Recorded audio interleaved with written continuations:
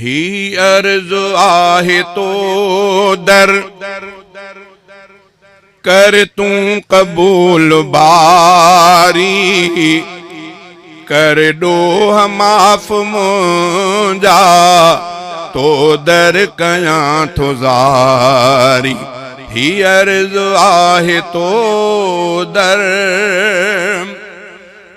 बदकार आहियां मां नाहि अमल नाहिन अमल भला के बदकार आहियां मां नाहिन अमल भला के पंहिंजी उमिर सजी मूं गफ़लत में आ गुज़ारी कर डोह माफ़ मुंजा तो दर कयां थो ज़ारी अर्ज़ आहे तो दर दुनिया जे हिर्स मूंखे साईं कयो अकाबू दुनिया जे हिर्स मूंखे साईं कयो अकाबू बेशक मञा थो आहियां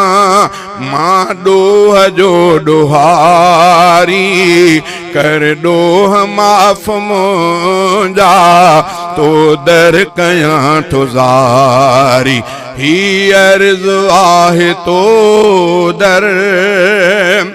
सख्ती क़बर जी आहे ॾाढी ॾुखी खुदाया सख्ती क़बर जी आहे ॾाढी ॾुखी खुदाया ताक़त न आ सहण जी कर पंहिंजी क़ुर्बदारी ताक़त न आ सहण जी कर पंहिंजी क़ुर्बदारी कर डोह माफ़ मुंजा तो दर कयां थो ज़ारी अर्ज़ आहे तो दर नांगन विछुन जो घर आई सामी अजय जी सोढ़ी नांगन विछुन जो घर आई सामी अजय जी सोढ़ी दंग ज़ोर सां हणन था तुरबत अंदर कंधारी कर डोह माफ़ मुंजा तो दर कयां थो ज़ारी ही अर्ज़ आहे तो दर कर तू कबूल बारी कर डोह माफ़ मुंजा तो दर कयां थो ज़ारी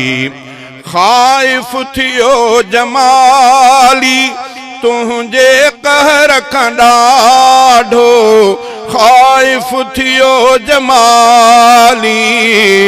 तुंहिंजे कहर खां ॾाढो आसान शम्स जी कर मंजिल तू मौतवारी आसान शम्स जी कर मंजिल तू मौतवारी कर डोह माफ़ मुंजा तो दर कयां थो ज़ारी ही अर्ज़ आहे तो दर कर तू कबूल बारी कर डोह माफ़ मुंजा तो दर कयां थो ज़ारी ही अर्ज़ आहे तो दर।